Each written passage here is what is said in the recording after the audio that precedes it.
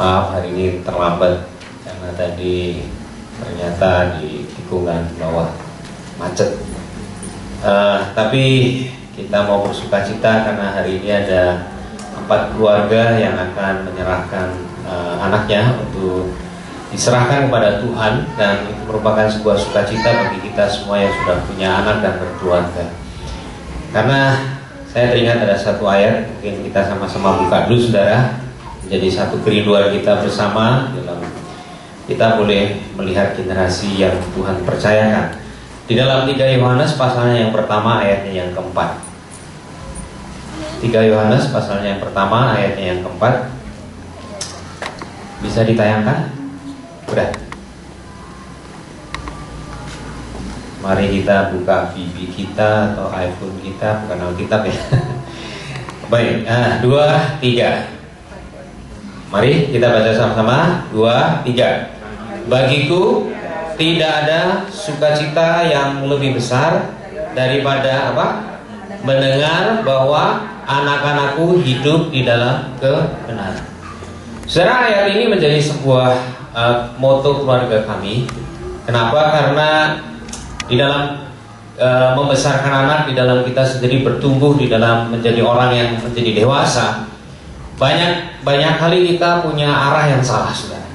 Kita berpikir bahwa sukses itu hebat kalau pendidikannya hebat, pekerjaannya hebat, lalu mungkin bisa menghasilkan uang yang banyak dan punya power dan semuanya. Tetapi hari ini kita belajar, saudara, bahwa Alkitab mengajar kepada kita bahwa ketika kita telah menjadi tua dan senior, suratan ini ditulis oleh seorang rasul yang namanya Yohanes, tetapi ditulis ketika dia sudah tua, saudara. Jadi bukan sekedar menulis, tetapi tulisan ini adalah ketika dia sudah tua.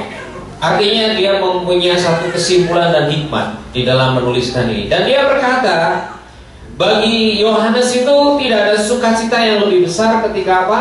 Dia dengar bahwa anak-anaknya itu hidup dalam kebenaran. Anak-anak di sini tentu bicara hal anak yang fisik dan juga anak-anak rohani. Ya, tema bulan ini adalah tema tentang berbuah banyak, berbuah lebat, dan juga berbuah tetap ya. Jadi saya rasa sangat relevan kalau hari ini kita bicara tentang membesarkan anak, tetapi bukan dengan cara dunia, tetapi dengan caranya Tuhan, yaitu supaya anak-anak kita hidup dalam kebenaran. Betul saudara, kalau saya boleh bersaksi, saya baru kembali dari Medan, mewakili yayasan. Kebetulan salah satu guru kami meninggal tiba-tiba ketika dia ada di airport di Hong Kong, saudara. Jadi merupakan satu berita yang shocking bagi kami. Jadi rekan kami, salah satu guru, itu memang Tuhan berikan karunia tubuhnya itu separuh dari tubuh kita, saudara. Karena dia ketika kecil dia mengalami sakit polio. Jadi ketika dewasa pun dia tidak bisa bertumbuh secara normal, ukurannya cuma separuh saya gitu. Jadi sangat shocking ketika dia meninggal. Tetapi yang menarik adalah pribadi ini, kalau boleh dibilang, bertubuh kecil tetapi berhati dan berjiwa besar. Itu yang luar biasa. Ketika saya mewakili yayasan sampai di dalam keluarganya di Medan sana, saudara, memang ya tidak terelakkan untuk meledak tangis dan teriak, makin shock begitu, saudara. Tetapi dari kesaksian demi kesaksian saya menemukan luar biasa. Jadi anak ini adalah mendaftar untuk menjadi guru. Yang menarik adalah ketika dia lulus S1-nya jadi guru, dimanapun gak ada yang mau terima, karena ukurannya ini. Saudara bisa bayangkan bahwa dia punya keinginan sekolah itu luar biasa sampai bisa mencapai gelar sarjana dengan tubuh yang boleh dibilang tidak fungsi normal ini, tapi dia bisa dapat. Nah, ketika satu hari ketika dia diwawancara, dia cuma bilang gini, Bu, saya tahu bahwa saya dikasih kesempatan. Kalau sampai saya nggak diterima, tolong kasih tahu saya kenapa saya nggak diterima. Karena tahun depan saya mau maju lagi. Saudara, luar biasa loh. Ini orang semangatnya luar biasa. Dan ketika tahu dia diterima, Dia cuma dulunya kaget kok bisa ya diterima. Dia sampai masih belum yakin. Begitu kita kasih tahu, dia cuma bilang, Bu, terima kasih saya dikasih kesempatan untuk menjadi guru. Satu, dia bilang, saya tidak mau mengecewakan Tuhan. Dan itu dia pegang sampai dia mati. Dia meskipun kecil tapi dia lakukan semuanya excellent. Kebetulan dulu juga satu teman kuliah sama istri saya waktu di UPH Teachers College awal-awal. Nah, satu saat itu kalau ulang tahun, dia itu di dalam teman-temannya biasanya merayakan ulang tahun. Jadi ada yang di rambutnya dikasih bedak dan sebagainya. Pokoknya make it fun gitu ya. Dia oke gitu. Tapi ketika satu saat ada temennya mau foto, temennya mau foto, dia langsung turun saya turun. Fotonya tolong dihapus gitu. Dia kenapa? Dia punya prinsip gini. Saya satu hari jadi guru. Saya nggak mau anak saya tidak menghargai saya gara-gara foto saya. Wah, ini orang luar biasa loh. Dan kalau saya boleh saksikan panjang, saya waktu sampaikan itu saya bukan kehilangan, tapi saya bangga. Dan saya sampaikan ayat ini tadi ke orang tuanya. Bu, Pak, tidak ada sukacita yang lebih besar.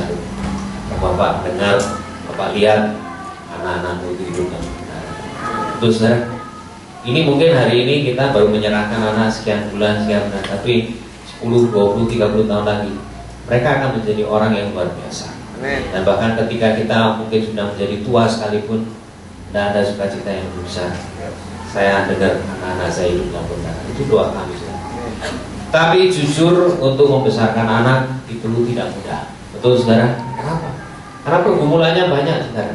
Nanti saya minta anak saya Gideon untuk boleh bersaksi sedikit bahwa ternyata apa yang kita kerjakan itu kadang secara kasat mata manusia tidak menghasilkan banyak. Tetapi ada yang membedakan adalah ketika seorang ketemu Tuhan. Betul saudara? Kita itu juga nggak ada apa-apanya sampai kita ketemu Tuhan. Betul saudara? Momen ketika ketemu Tuhan itu merubah seluruh kehidupan kita menjadi hidup yang luar biasa. Nah, kalau berbicara tentang kondisi seorang anak saudara, kita mungkin ada yang berpikir anak itu adalah sesuatu kertas putih gitu ya. Ya, pernah dengar ya? Kalau bicara tentang anak, anak itu seperti kertas putih yang siap untuk ditulis gitu. Seolah-olah bahwa seorang anak lahir itu ada sesuatu yang polos, yang tidak bisa apa-apa dan kita harus tulis. Kira-kira benar nggak? Mungkin ada yang berpikir itu benar. Tetapi kalau kita nanti bicara tentang Alkitab bicara apa, kita baru sadar bahwa apa yang kita pikir benar belum tentu benar. Lalu yang kedua, saudara, ada orang yang berpikir anak itu pada dasarnya baik. You nggak usah disiplin, pasti dia jadi orang baik. Sehingga melahirkan banyak pengajaran ya, kamu bisa membantu dirimu sendiri untuk menjadi baik. Makanya ada buku-buku self help gitu, menolong diri sendiri untuk menjadi lebih baik. Dan hari-hari ini itu semua menjadi sedang populer sudah. Jadi seolah-olah kita bisa menolong diri kita sendiri. Atau yang kita berpikir, kalau yang baru menikah, bahwa kehadiran anak itu bisa mempererat pernikahan. Banyak yang punya pemikiran begitu. Sebelum gak ada anak, rasanya pernikahan ini rentan sekali. Tetapi kalau ada anak, ini adalah anak yang mengikat kita di dalam keluarga. Mungkin ada yang berpikir seperti itu. Tetapi kalau kita berbicara tentang firman Tuhan, saudara, ternyata Allah berbicara sesuatu yang lain tentang anak, saudara. Di dalam Mazmur pasalnya ke-51, ayatnya yang ke-7, ayat ini meneguhkan kita bahwa apa yang kita pikir benar itu belum tentu salah. Belum tentu benar. Apa yang kita pikir benar belum tentu benar. Di dalam Mazmur 51 ayat yang ke-7 dikatakan demikian, saudara. Sesungguhnya apa? Sesungguhnya di dalam kesalahan aku diperanakan, dan di dalam dosa aku dikandung ibu. Jadi ketika mulai terjadi pembuahan itu, anak itu sudah dosa. Karena kita berkata, sesungguhnya di dalam kesalahan aku diperanakan, dan di dalam dosa aku dikandung oleh ibuku. Jadi kalau kita berpikir bahwa seorang anak yang lahir dari kertas putih, seorang anak yang lahir pada dasarnya baik, saya rasa Alkitab tidak bicara tentang itu, saudara. Alkitab berbicara bahwa setiap orang, bahkan ketika terjadi pembuahan dalam dosa, aku sudah dikandung oleh ibuku. Nah, ini realitas atau kenyataan yang berbeda dengan yang kita pikirkan. Jadi kesimpulan yang pertama adalah anak itu bahkan dikandung pun sudah berdosa. Apa artinya dosa? Dia punya kecenderungan hati yang jahat, dia punya kecenderungan hati yang memberontak, saudara. Itu yang terjadi, saudara. Jadi bukan karena dia ada dalam pergaulan yang salah kemudian menjadi jahat, tetapi dari asal mulanya dia lahir pun sudah berbuat dosa. Mungkin saudara berpikir, mana dosanya? Seorang anak itu jangan saudara pikir nggak pintar, saudara. Dia bisa memanipulasi orang tuanya, saudara. Caranya adalah mengontrol dengan apa yang dia mampu. Apa yang dia mampu lakukan? Nangis. Seorang anak nangis itu sudah membuat pusing orang tuanya. Dia nangis di tengah malam, pasti saudara akan bangun, betul? Ada orang tua yang anaknya nangis tengah malam dia dibiarkan. Nggak pernah. Tapi dengan cara seperti itu, dia sudah mulai mengontrol kehidupan kita, rutinitas kita dikontrol, saudara. Jadi dalam hal ini kita menyadari bahwa manusia lahir dalam keadaan dosa. Dari hal yang kedua tadi kita bilang, apakah dengan kehadiran anak itu pernikahan kita makin menjadi kuat? Mungkin itu salah satu prinsip kenapa orang kalau belum punya anak rasanya, waduh, enggak, saudara. Saya percaya saudara, anak itu adalah upah dan pekerjaan baik Allah sendiri yang memberikannya. Betul, saudara? Allah mempercayakan setiap anak di dalam hidup keluarga kita ataupun dalam pelayanan kita sebagai anak-anak rohani. Itu adalah kepercayaan Allah kepada hidup kita. Tetapi bukan berarti kehadiran mereka membuat pernikahan kita menjadi lebih baik. Enggak, saudara. Pernikahan menjadi lebih baik karena Tuhan ada di sana. Amin, saudara. Bukan karena kehadiran anak. Kalau kita berpikir bahwa anak membuat kita pernikahan lebih baik, maka kita akan terjebak di dalam child-centered parenting. Mendidik seorang anak yang pusatnya pada anak, bukan kepada Kristus. Justru kadang kehadiran anak ini karena peran suami istri yang bertambah, makin menjadi konflik, saudara. Waktunya kita mungkin kita mungkin harus lebih banyak atur dengan anak dan sebagainya. Bahkan sifat-sifat negatif yang dulunya nggak kelihatan, tersembunyi ketika kita belum menikah, muncul dengan kehadiran anak karena kita akhirnya dituntut berperan menjadi seorang ayah, berperan sebagai seorang ibu, dan seorang yang manja akan tetap manja, betul kan? Dia tidak berubah menjadi seorang ibu yang langsung bijaksana meskipun ikut BB begitu. Nggak otomatis, saudara. Seorang pria yang peragu, dia akan tetap menjadi peragu yang susah mengambil keputusan. Nggak otomatis dia jadi suami, jadi istri, jadi ayah dan ibu langsung dia berubah menjadi seorang pria yang sejati. Enggak, saudara. Berproses. Sehingga kita bisa berkata bahwa pernikahan ketika anak hadir justru kadang malah membuat kehidupan makin menjadi lebih rumit, lebih ruwet. Ada yang amin? Ya. Mudah-mudahan ya, saudara. Tapi realitas yang kita hadapi, kehadiran anak menambah tanggung jawab, menyedot waktu kita, menyedot semua yang kita mungkin bisa kerjakan. Tapi ada ribuan saudara. Nah, oleh sebab itu Tuhan memberikan sukacita ketika kita membesarkan anak kita. Dan sukacita itu yang tadi kita, kalau anak-anak kita hidup di dalam benar. Bukankah itu satu reward dari Tuhan? Memang kita ada air mata, tetapi sukacita ketika itu kita alami, saudara. Nah, pertanyaannya kenapa itu terjadi? Kenapa jadi papa dan mama itu jadi lebih sulit ketika kita diberi kepercayaan bahkan itu oleh Tuhan, saudara? Apakah Tuhan memang kasih anak supaya kita bikin ruwet? Saya pikir enggak, saudara. Tetapi persoalannya adalah ketika manusia itu jatuh di dalam dosa, manusia otomatis sudah hidupnya susah. Makanya kalau kita melihat ya, ketika manusia jatuh di dalam dosa, laki-laki dikutuk apa sih? Dikutuk oleh Tuhan, kalau kamu kerja kamu susah. Padahal sebelumnya ketika mereka belum jatuh dalam dosa, Adam dan Hawa ketika ada di Taman Eden, Tuhan sudah sediakan semuanya, makanan, tempat, semuanya disediakan dengan luar biasa. Pasti Allah menyediakan yang terbaik. Amin. Tetapi begitu mereka jatuh di dalam dosa, maka otomatis ada kutuk yang terjadi. Dikatakan bahwa engkau akan bersusah payah seumur hidupmu. tetapi bukan yang baik yang dihasilkan, tetapi yang melahirkan atau mendidik. Pendidik, saudara, yang butuh air mata. Betul, saudara? Itu termasuk kutukannya Allah lakukan. Nah, jadi kalau kita melihat bahwa perempuan itu yang dikutuk relasinya. Pertama, relasinya dengan seorang anak yang nanti akan dilahirkan atau anak-anak yang akan dilahirkan. Yang kedua adalah relasi dengan suaminya. Karena dikatakan demikian, saudara, dalam kitab Kejadian pasalnya yang ketiga, dikatakan ayatnya yang ke 16, firman-Nya kepada perempuan itu, susah payahmu waktu mengandung akan kubuat sangat banyak, dan dengan kesakitan engkau akan melahirkan anakmu. Namun engkau akan berahi kepada suamimu dan dia akan berkuasa atasmu. Jadi ada dua relasi yang dikutuk Tuhan. Yang pertama, relasi ketika dia melahirkan anak, berarti relasi dengan anak. Yang kedua, relasinya dengan suaminya, yaitu ketika dikatakan di sini berahi. Berahi ini bukan berarti artinya dalam masalah seksual, tapi berbicara lebih kepada satu keinginan ingin menguasai. Kenapa itu terjadi? Karena seorang wanita pada naturnya pengen dilindungi, pengen ada satu rasa aman. Tetapi ketika Adam berbuat dosa, dia tidak melakukan fungsinya memproteksi istrinya, sehingga ada rasa tidak aman. Itu yang terjadi.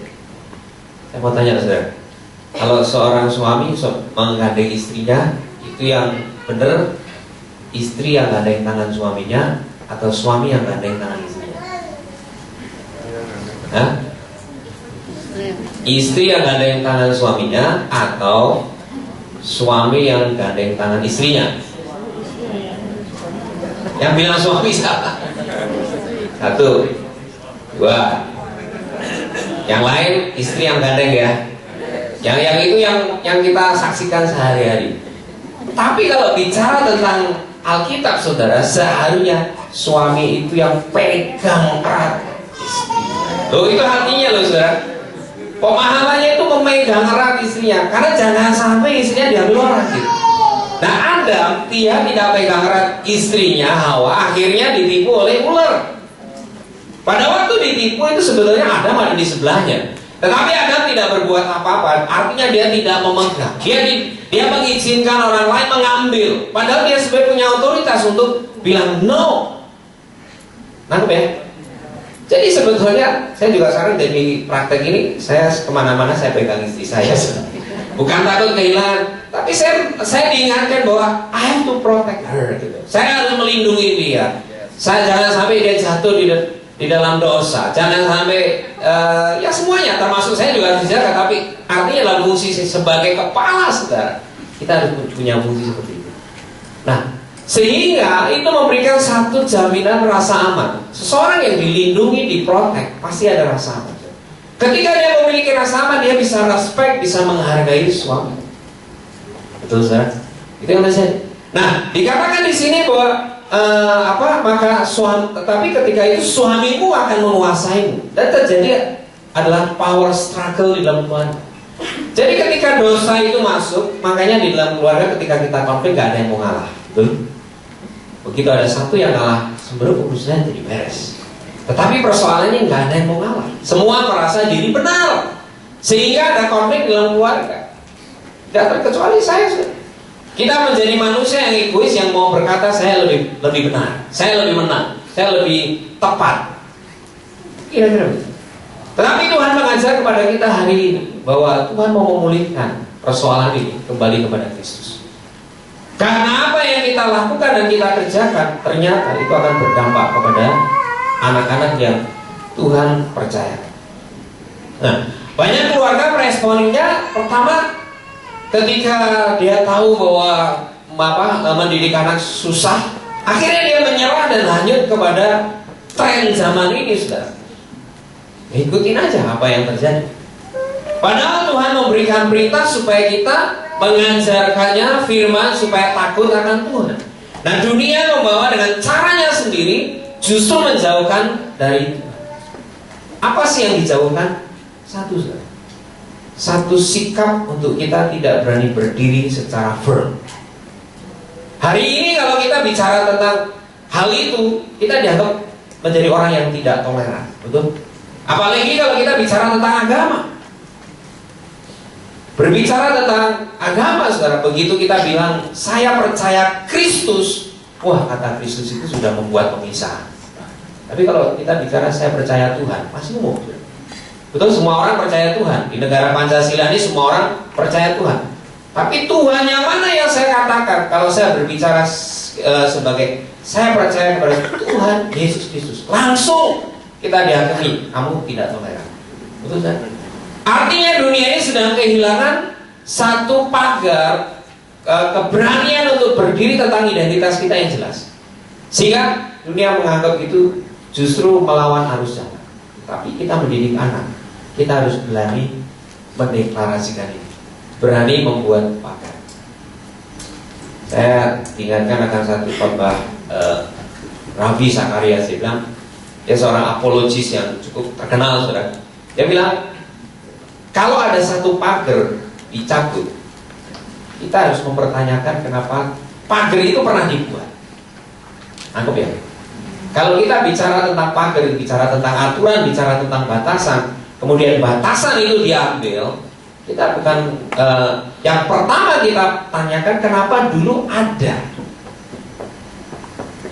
Ini juga bicara tentang sikap kita, bagaimana kita di dalam dunia yang begitu membawa kita semuanya harus kompromi, tetapi kita harus mendidik di dalam prinsip kebenaran firman yang kadang harus berkata no, dan itu kadang artinya memisahkan diri dari lingkungan.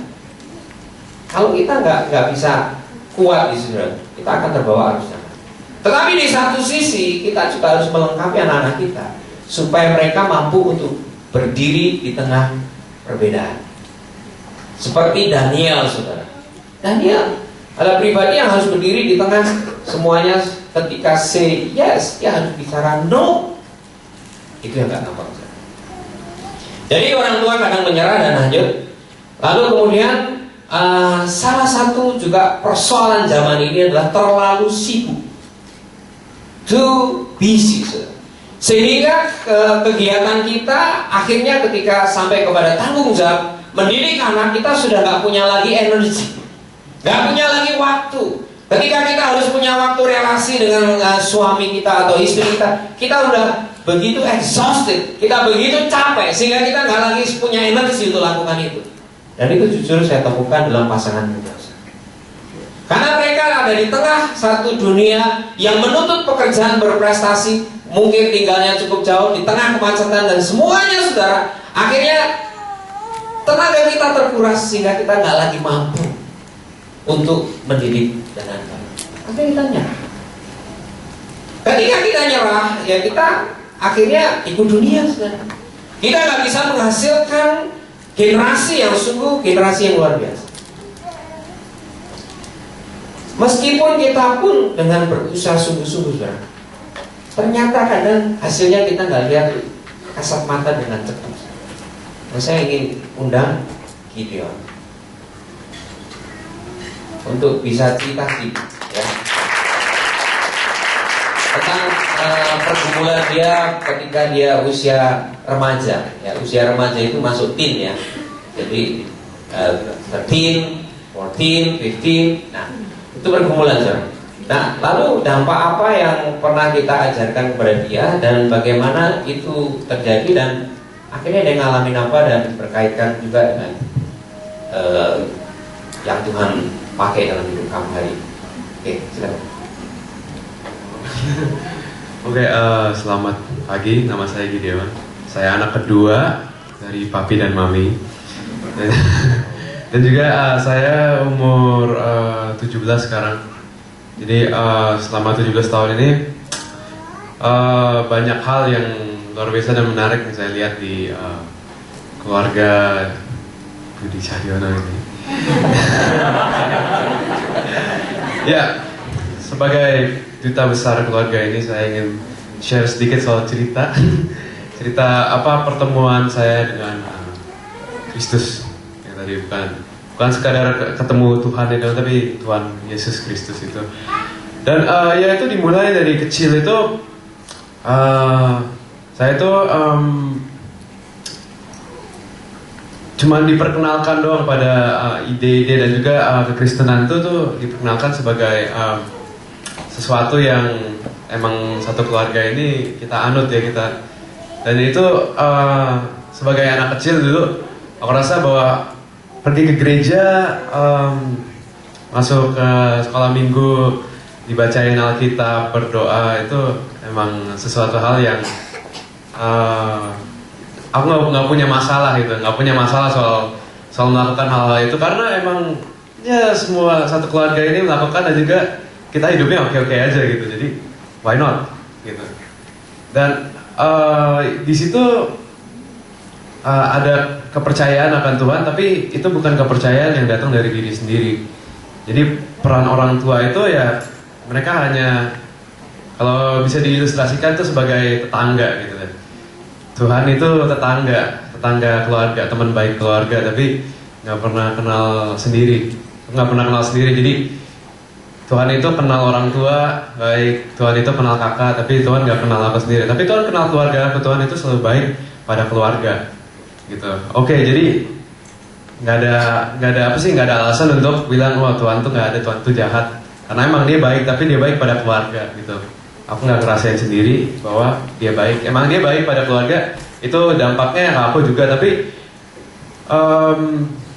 dalam pengalaman pribadi gitu ya, Tuhan itu nggak begitu nyata gitu. Karena kenyataan Tuhan tuh terdapat di dalam keluarga, bukan di diri aku sendiri. Jadi di situ ya gitu, kalau mau dikategorisasikan sebagai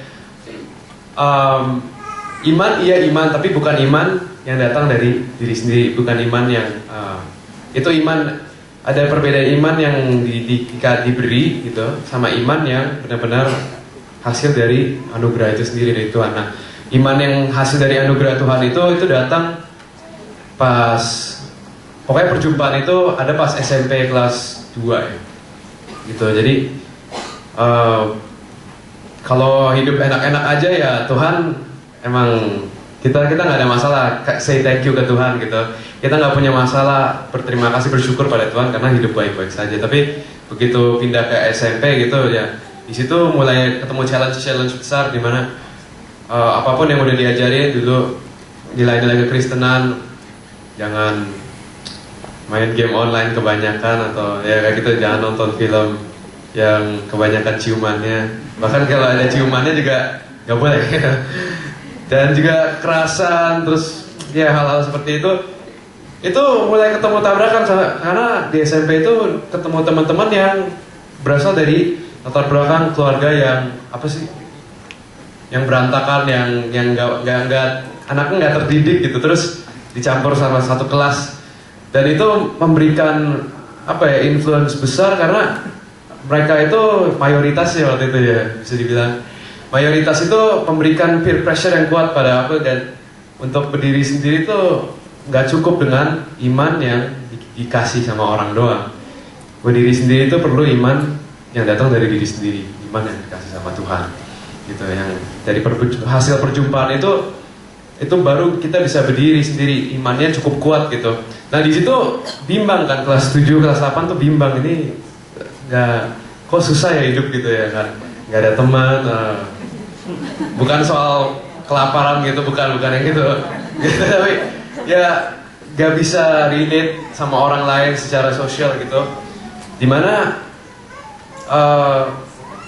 sangat-sangat stres, nggak bisa bikin temen tuh, itu stres banget. Jadi dan di situ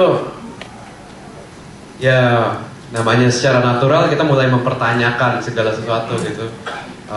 Katanya baik gitu. Katanya ada terus di sisiku gitu, mana? Nah disitulah gitu pertama kalinya waktu itu ada occasionnya itu pergi mission trip, bukan mission trip kayak pergi retreat, bukan retreat juga sih. Kita gimana ya, kayak perjalanan ke konferensi misionaris gitu di Papua itu sama berdua sama temennya. Di situ oh ya seru-seruan karena nggak pernah ke Papua, Papua bagus katanya, oke kita datang. Nah, di sana ya perjumpaan itu emang beda-beda untuk setiap orang ya. Kalau buat aku sendiri, cuman berdiri di situ aja pas lagi nggak di satu ruangan itu nggak lebih dari 60 orang. Satu orang nih worship leader nyanyi di depan pakai gitarnya doang sendiri. Di situ pas lagi ngikut nyanyi, nah di situ ngerasain bener-bener berjumpa dengan Tuhan pertama kali gitu.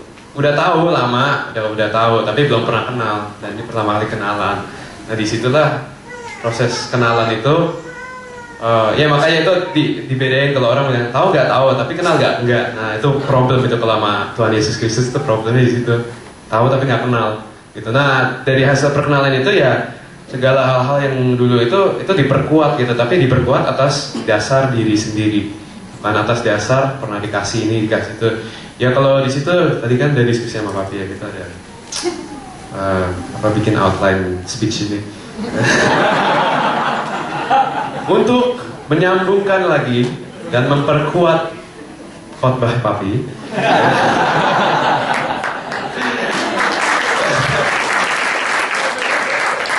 Peran orang tuanya di hidup aku itu peran orang tua itu adalah sejauh mendorong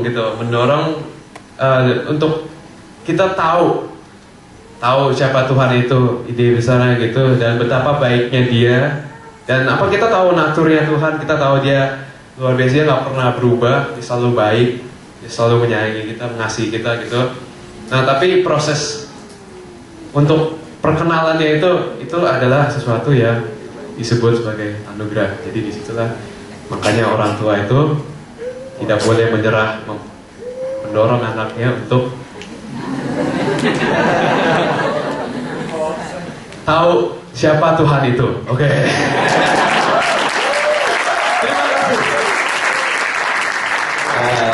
Belum selesai. Skenario-nya belum selesai. Jadi berkaitan dengan berbuah, lalu berbuah banyak dan berbuah tetap. Saya perhatikan bahwa sejak dia terima Tuhan, dan justru pewahyuan ini terakhir waktu dia ikut retret lagi di Grade 12. Dia share bahwa dulu itu aku kenal Yesus hanya sebagai tetangga, tapi sekarang saya kenal sebagai buddy, sebagai friend, yang saya bisa share. Itu bagi saya rema banget. Dan sejak saat itu saya melihat waktu ikut retret Grade 12 di sekolahnya, saya lihat ada begitu banyak teman-temannya mulai tanya tentang Kristus lewat kesaksian ini. Nah, mungkin bisa diceritakan sedikit pengalaman-pengalaman itu. Ya kalau buat aku sendiri kan bedanya tuh orang-orang kalau cerita tuh ya, jadi itu ada satu event di retret itu pas kita dijajarin di depan gitu, terus disuruh ceritain aja. Jadi itu dipilih.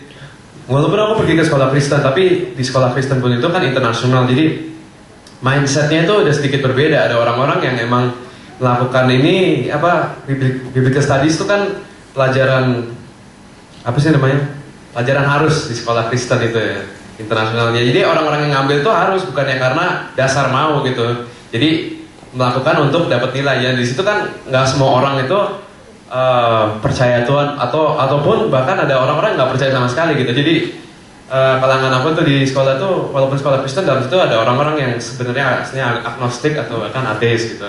Jadi ini dipilih-pilih gitu, satu occasion tuh dijajarin di depan gitu, suruh cerita aja gimana ini ada di mana sih gitu, di dalam perjalanan iman itu ada di sebelah mana gitu. Jadi suruh cerita ya, orang-orang pada cerita oh ya ada yang tumbuh di keluarga latar belakang Buddhis, juga ada juga yang orang tuanya cerai terus dia sekarang lagi bimbang gitu. Ada juga yang agnostik belum yakin. Nah tapi yang paling biasa kan dengar kita sebagai ini kalau kecilnya dari itu kan mereka seakan-akan memiliki cerita yang lebih punch gitu, lebih merema gitu, lebih wow. Tapi kalau udah dengerin orang Kristen ya dari kecil Kristen gitu kan, orang juga udah bosan, aduh kebelet gitu, pergi langsung ke toilet gitu. Kalau orang ini agnostik tapi percaya, oh udah tahan deh kencingnya gitu, kita mau dengerin juga gitu. Nah ya, jadi aku bagian cerita aku tuh sebagai orang Kristen yang dari kecil Kristen, orang tua Kristen itu, tapi itu yang hanya dibesarkan di keluarga Kristen, tapi dari kecil sebenarnya nggak pernah jadi orang Kristen, benar gitu. Kristen tuh apa kan, kayak pengikut Kristus. Nah di situ aku cerita gimana proses Tuhan itu jadi Tuhan Yesus itu lebih ke arah jadi apa sih, sobat gitu, bukan orang-orang lihat dia sebagai figur Bapak gitu. Aku menemukan figur Bapak. Nah tapi ya, tapi Tuhan Yesus itu sebagai sobat gitu, dan itu suatu perspektif yang beda yang orang-orang teman-teman aku tuh lihat itu beda kan, dari perspektif Tuhan sebagai sobat gitu, dimana kita tuh free untuk argue, free untuk kayak bahkan berantem, mempertanyakan hal ini hal itu gitu, kita diskusi dalam deh gitu, dan di situ tuh persepsi mereka soal Tuhan Yesus dimana dia jauh dan tidak tersentuh itu tuh beda gitu. Dia sebagai buat apa, dia sebagai apa, orang yang kita teman, sobat baik gitu, dimana emang sobat baik itu yang justru kasih tahu kita tuh yang benar apa, yang salah apa. Itu orang-orang yang paling berani, itu orang-orang yang terdekat dengan kita, dan itu Tuhan Yesus aku anggap sebagai itu juga. Dan di situ orang-orang ya dia mulai datang tanya ini tanya itu, orang-orang yang kalau dari sisi aku lihat itu, atau orang-orang persepsi orang tuh soal orang tersebut tuh, misalnya dia orang nggak gitu benar gitu, dia pergi ke klub, smoking kadang-kadang, terus minum juga gitu, dan dia mulai tanya gitu, dan di titik hidupnya sekarang dia mau jadi dokter. Dia dulu kecil dia pergi ke gereja, tapi sejak dia mulai terhilang itu dia bingung sendiri. Jadi sekarang dia mau jadi dokter, tapi dia bingung gitu, ini benar gak panggilan dia atau enggak. Dan di situ dia tanya gitu, dengar suara Tuhan gimana sih gitu. Dan itu orang yang nggak terpikir gitu bakal tanyain soal Tuhan, tapi ya itu yang terjadi gitu. Jadi dengan cara share story unik, jadi di situ aku belajar story kita tuh unik sama-sama, nggak ada yang namanya story yang lebih wow lebih enggak, tapi experience kita tuh unik setiap orang. Dan dengan cara menceritakan atau share itu sendiri itu bisa mengetok banyak hati orang-orang, dan itu mulai terbuka. Dan ini luar biasa gitu, orang-orang yang nggak pernah terpikir bisa ngomongin soal Tuhan gitu, dari situ terbuka, dan mereka mulai tanya-tanya gitu. Dan ini ada beberapa orang yang akhir-akhir ini datang ngobrol, kita bisa ngobrol nginep gitu. Dan ya kuncinya sebenarnya kalau dalam hal itu ya sharing harus buka duluan, baru bisa mengharapkan orang lain baru bisa buka. Dan di situ aku belajar dari gimana Tuhan itu bekerja kalau kita ya kita berani gitu. Tuhan itu bekerja kalau kita berani membuka diri gitu sama. Dan dari situlah gitu orang-orang ketemu figur Tuhan. Jadi mungkin kalau aku kan tahu Tuhan itu dari mami papi gitu, memperkenalkan Tuhan. Kalau ini melalui aku ke orang lain yang mungkin nggak pernah dengar itu, atau orang tuanya bukan orang yang bisa memperkenalkan Tuhan pada ini orang itu, dia jadi melalui aku. Dan itu kadang-kadang ya kadang-kadang kalau lagi bekerja Tuhan gitu ya sangat itu kuat sekali. Cuman kalau lagi enggak ya kita tetap aja, kita tahan aja di situ, kita duduk situ, kita dengerin gitu. Dan ya emang parenting itu buat parenting lagi. Itu yang atau sangat-sangat penting sekali dalam development seorang anak gitu. Ya kayak gitu. Jadi seorang yang tidak diperkenalkan dari kecil gitu akan mempunyai banyak masalah, dan diperkenalkannya harus dengan perspektif yang betul gitu. Karena banyak teman-teman aku yang dulu Kristen sekarang terhilang itu karena mereka itu melihat Tuhan sebagai terlalu perfect sampai nggak bisa dicapai gitu. Standar-standar itu nggak mungkin lah bisa dicapai gitu. Dan dengan sharing bahwa Tuhan itu seorang pribadi yang bisa di approach, yang mampu mendengarkan, menasehati, dan juga bahkan bisa diajak diskusi keras gitu ya. Itu mengubah view banyak teman-teman aku, dan itu dari sisi aku sendiri gitu. Buat setiap orang lain beda, unik gitu. Itu dia. Terima kasih.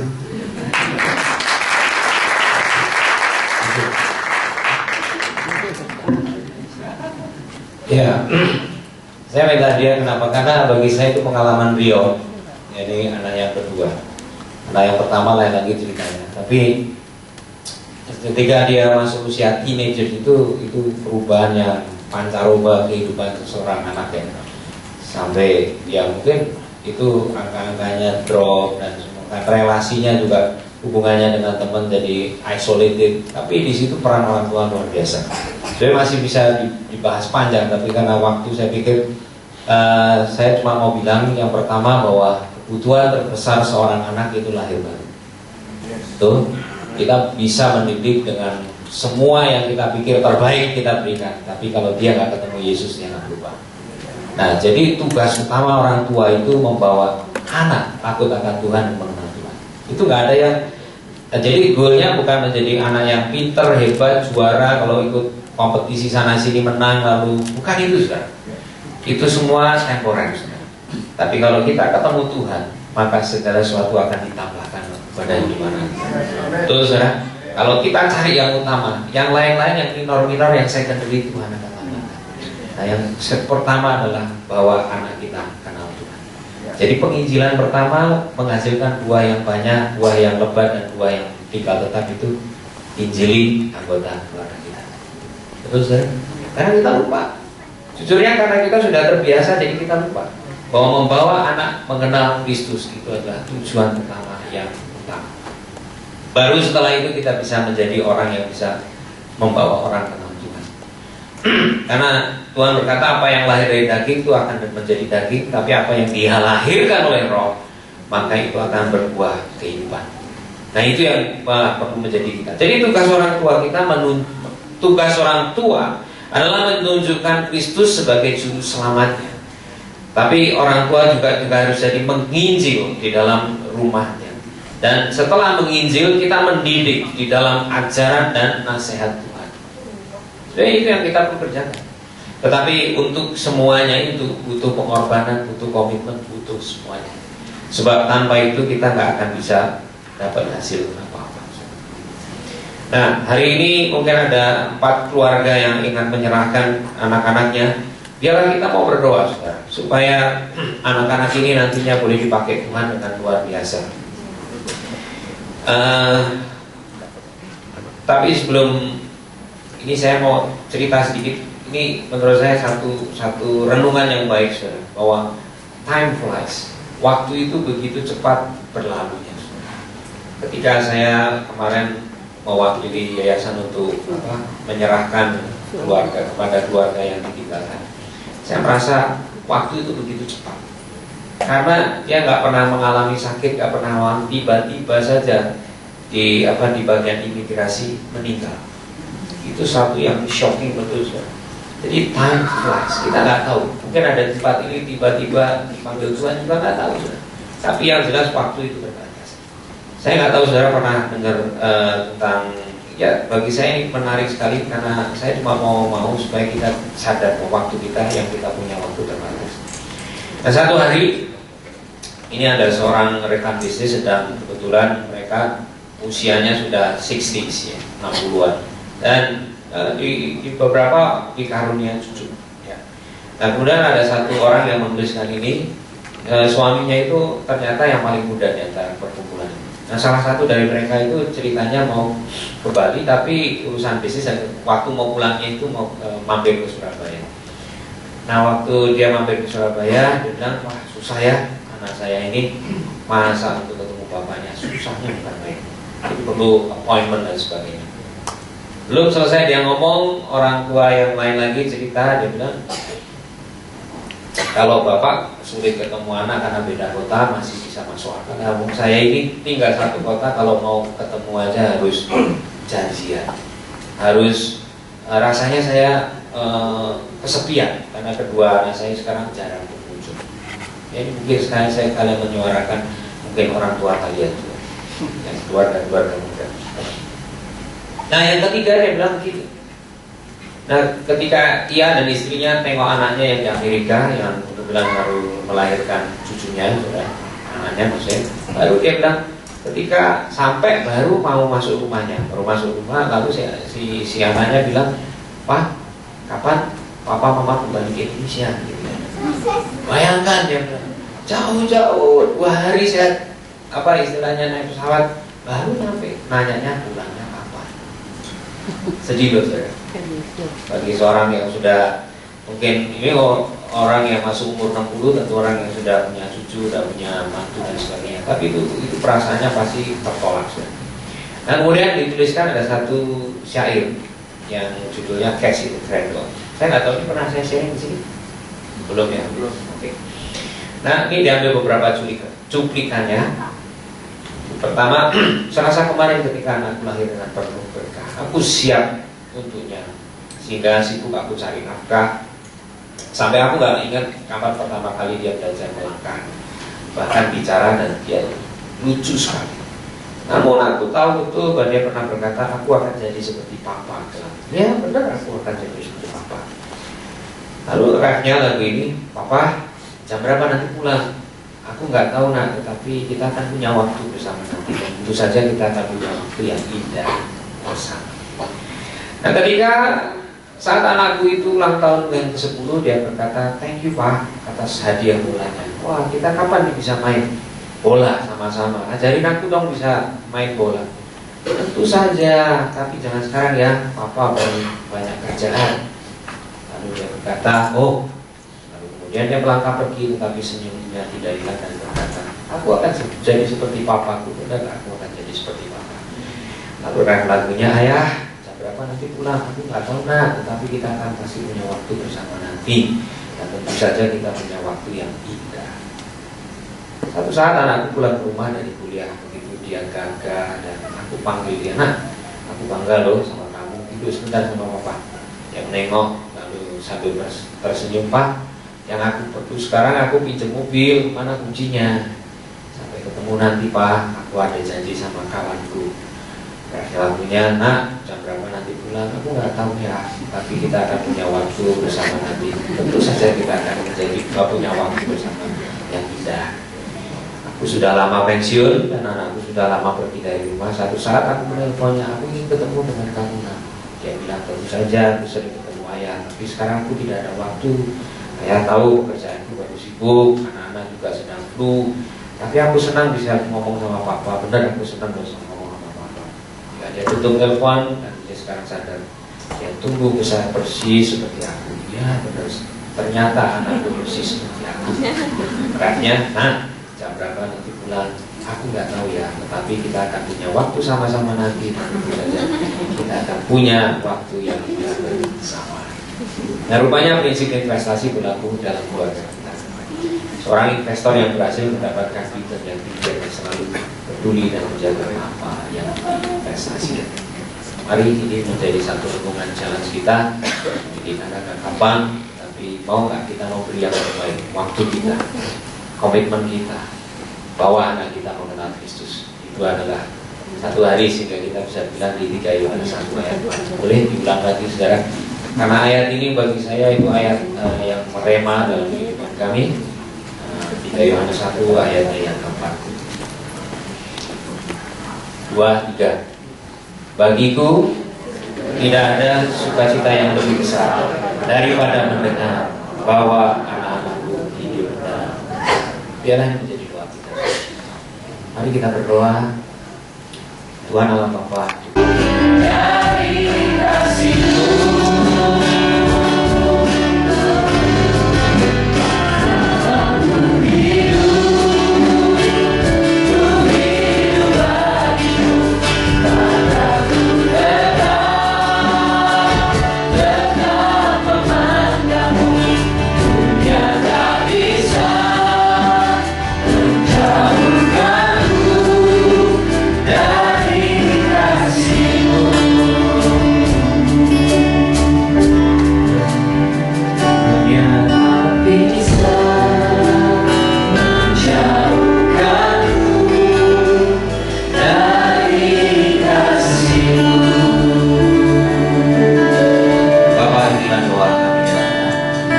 punya iman bahwa dunia tidak bisa menjauhkan kami dari kasih. Karena kami sudah mengalami begitu indahnya kasih Tuhan dalam hidup kami. Kasih-Mu yang begitu merubah kehidupan kami. Kasih-Mu yang membawa hidup kami dari gelap masuk ke dalam terangnya yang ajaib. Dan kami tahu kami bukan lagi manusia yang lama, tetapi kami adalah manusia yang baru di dalam Kristus. Yang lama sudah berlalu dan yang baru sudah muncul dalam hidup kami. Sehingga kami percaya Tuhan, kasih-Mu tidak mungkin kami tinggalkan Tuhan. Terima kasih ya Bapak. Bapak, kami mendoakan Tuhan, nanti sebentar ada 4 keluarga yang akan menyerahkan ke anak-anak mereka. Tuhan, biarlah sungguh nanti anak-anak ini yang dipersembahkan kepada Tuhan, yang didoakan Tuhan, itu sungguh akan menjadi alat kerajaan Tuhan, memberitakan kerajaan-Mu, dan dimanapun mereka berada, mereka akan menjadi berkat yang besar. Dan kemuliaan Tuhan datang di dalam setiap kehidupan anak-anak ini dan keluarga mereka. Terima kasih Tuhan. Kami siapkan hati kami persiapkan juga hati orang tua yang akan menyerahkan dalam nama Tuhan.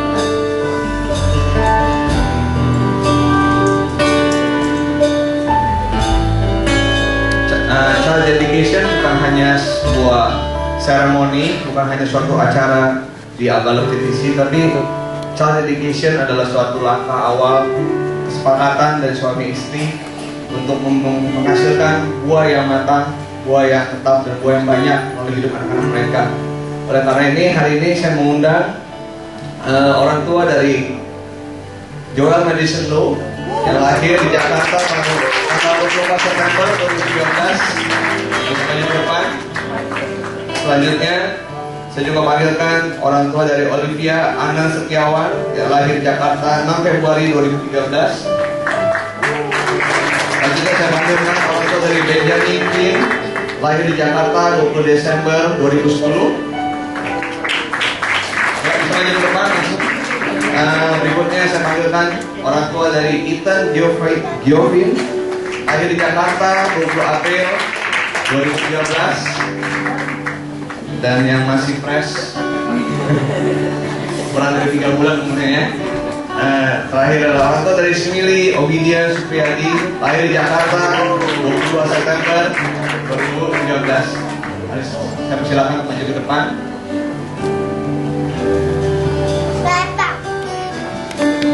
Dan jemaat, saya sebagai orang tua mengambil janji membawa anak saya percaya kepada Tuhan Yesus, mengambil tanggung jawab untuk mengasihi, melindungi, mendidik anak saya sesuai dengan kebenaran firman Tuhan, menjaga anak saya dari pengaruh yang jahat, termasuk media pergaulan yang dapat merusak hidupnya, sehingga ia dapat membedakan hal yang baik. Orang itu bisa menghadap kepada jemaat lagi. Saya panggilkan Kak Budi dengan kesenangan istri.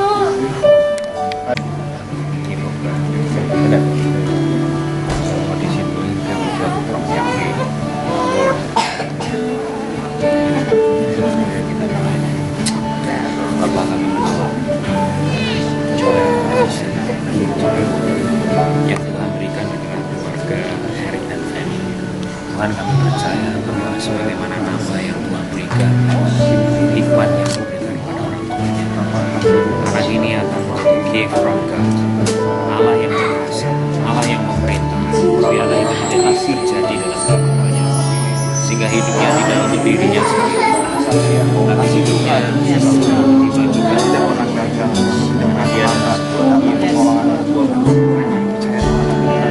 benar mengalami kasih supaya dia menjadi seorang papa, dia akan menjadi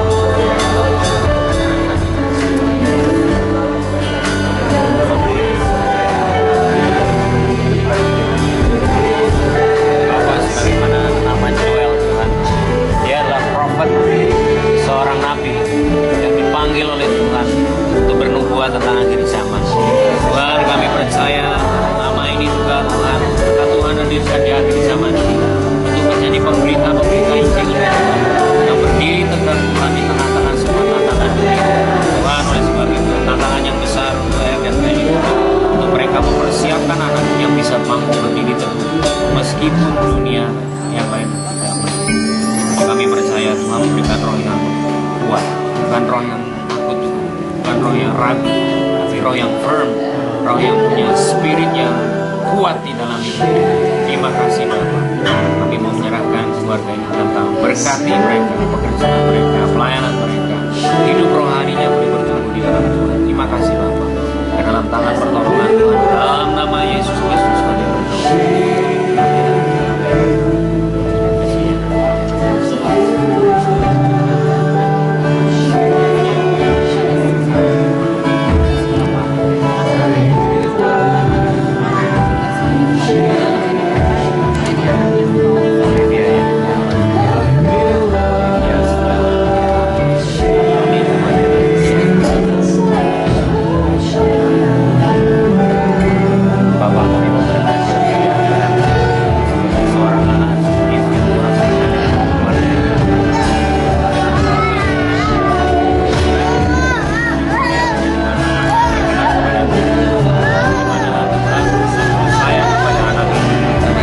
Kasih karunia Tuhan melimpah di dalam kehidupan, sehingga sungguh Olivia menjadi kekuatan di mana lingkungan sudah kehilangan iman.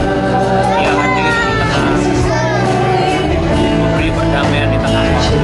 Kemanapun kau pergi, kau melangkah, kau menjadi berkat, menjadi wakilnya Tuhan di dalam dunia. Tuhan, kami berdoa, bahkan dari sejak kecil sekalipun kami bahwa Tuhan telah menyiapkan pasangan hidup kiranya Tuhan berkati. Tuhan, kami berdoa supaya seluruh anak ini dipersiapkan dengan takut akan Tuhan, memiliki hati seorang yang lemah lembut Tuhan, hati yang tahan mudah untuk dikasih Tuhan, tapi bukan menjadi hati yang lemah. Dia punya kekuatan Tuhan, karakternya yang kuat, karakternya yang murni di hadapan Tuhan. Dia akan menjadi berkat yang besar. Kami mendoakan kedua orang tuanya, beri kepada mereka hikmat, beri kepada mereka kekuatan untuk mereka boleh membesarkan anak ini. Jangan pernah takut dan jangan pernah ragu, karena apa yang kau butuhkan Tuhan yang menyediakan, bukan dengan kekuatan dan dagang, tetapi Tuhan berkata semata-mata karena anugerah dan pemberian, karena engkau berkenan kepada Tuhan, karena engkau belajar terus mencari akan wajah Tuhan, menjadi hidup yang berkenan kepada Tuhan. Bawa anak ini mengenal kepada Engkau, ya Tuhan, supaya dalam usia dan waktunya Tuhan, anak ini berjumpa secara pribadi dengan Tuhan, tetapi lewat didikan daripada kedua orang tuanya yang takut akan Tuhan. Terima kasih Bapak. Dalam tangan pertolongan Tuhan di dalam nama Yesus kami berdoa.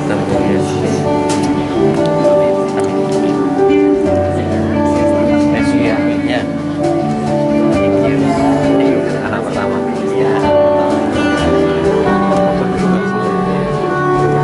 Momento kita membuat hal dan membuat bisa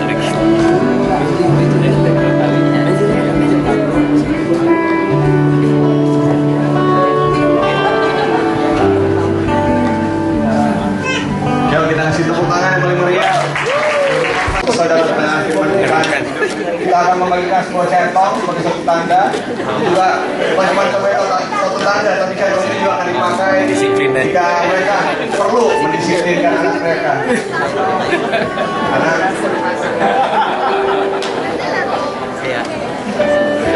Jadi, tolong setelah ini mau lihat ya, kalau memang betul dibutuhkan, kita pakai centong kasih ini untuk mengasihi anak kita lebih lagi. Amin.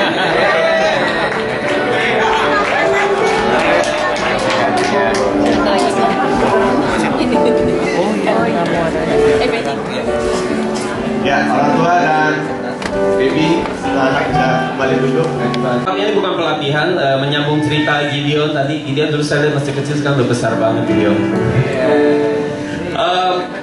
Ini bukan pelatihan sebenarnya, ini adalah sebuah momen di mana saudara akan dibawa untuk mengalami perjumpaan dengan Tuhan. Seperti Gideon sampaikan bahwa orang-orang berjumpa dengan Tuhan adalah orang yang mengalami perubahan hidup. Itu sebabnya saudara, pelatihan ini atau momentum ini adalah untuk menolong kita atau membawa kita mengalami perjumpaan dengan Tuhan. Ada 5 sesi saudara, ya, karena kita nggak mau saudara jenuh, jadi kita bikin sesinya sebulan sekali saja. Jadi sesi ini akan berlanjut dari bulan Desember, jadi jangan lupa tanggalnya. Minggu depan tanggal 1 Desember itu sesi pertama, berikutnya nanti di bulan Januari, Februari, dan akan berakhir di bulan April saudara. Ini adalah momentum di mana saudara akan mengalami sebuah momentum di mana saudara mengalami Tuhan dalam dimensi supranatural Tuhan. Di sesi pertama saudara kita akan mengalami belajar bagaimana menjadi tenang dan bisa mengalami kehadiran Tuhan seperti Gideon tadi bilang, bukan teori tapi merasakan Tuhan hadir. Dan yang kedua adalah saudara akan belajar dengan suara Tuhan. Bahkan saudara kita akan belajar gimana konseling sama Tuhan. Saudara harus mengerti ini bukan pelatihan biasa, ini adalah sebuah momentum di mana saudara akan bukan hanya dengar teori, tapi di kelas ini saudara akan praktek langsung. Itu yang membedakan. Saudara akan praktek langsung dan 1 bulan. Kenapa 1 bulan jedanya? Supaya saudara praktek terus setiap hari. Jadi kelas ini bersambung. Kalau saudara nggak ikut kelas 1, kelas yang keduanya agak susah ketinggalan karena ini akan berseri. Yang ketiga saudara akan belajar gimana, akan mempraktekkan gimana di dalam diri saudara ada kuasa, dan kuasa itu akan dilatih supaya saudara bisa melepaskan kuasa itu. Yang keempat adalah bagaimana saudara kita bernubuat, dan nubuat itu bernubuat buat orang lain bukan sesuatu yang sulit tapi menyenangkan. Yang kelima yang terakhir adalah kita akan belajar bagaimana melakukan penginjilan. Oke saudara, ini diundang terbuka buat semua di CL, ya pemimpin cell group, buat seluruh tim inti maupun buat jemaat yang haus dan rindu tentunya. Daftarkan diri saudara dan ini akan ada breakfast, ada lunch, jadi saudara nggak usah khawatir. Start kita langsung lunch, habis itu kita langsung session. Tanggal 1 Desember, katakan 1 Desember. Ya, jangan lupa. Oke. Ada hal penting lain kedua di tanggal 1 Desember, saudara. Kita akan melakukan tes NCD, yaitu Natural Church Development. Nah itu saudara kita akan melakukan survei. Tentunya saudara semua di sini nggak bisa disurvei. Kita akan mengambil beberapa sampling, yaitu kita akan melakukan tes tentang kesehatan gereja. Nah, saudara sudah diundang. Saudara akan diminta, beberapa orang akan diundang untuk mengisi survei ini, yaitu tanggal 1 Desember minggu depan juga jam 2 siang on time. Jadi saya minta bisa tim multimedia bisa mengeluarkan nama-namanya. Tolong saudara lihat nama-nama yang ada di multimedia di LCD. Kalau ada nama saudara jangan lupa saudara ditunggu tanggal 1 Desember jam 2 siang. Nomor 14. Ya, next slide. Ya, saudara perhatikan nama-nama yang ada di sana. Jadi hanya saudara diundang, saudara bisa datang untuk mengisi survei ini. Gak lama, hanya 30 menit. Dan saudara yang terakhir, kemarin kita ada menawarkan saudara ingin dimentor, ataupun saudara yang belum ada tertanam di cell group, saudara keluar dari tempat ini, saudara sebelah kiri saya itu ada counter, saudara bisa daftarkan ya. Untuk beberapa nama yang kemarin sudah mendaftar untuk dimentor, saudara belum dimentor dan mau dimentor, beberapa nama sudah masuk, kita akan follow up lagi saudara. Dan kalau saudara di tempat ini ada yang belum, saudara silakan daftarkan lagi, dan kalau saudara belum punya DC silakan daftarkan. Dan saudara untuk yang sesi pelatihan itu, saudara juga harus mendaftarkan diri saudara. Oke, saudara, mari kita bagi berdiri, kita mau berdoa buat persembahan dan kita mau tutup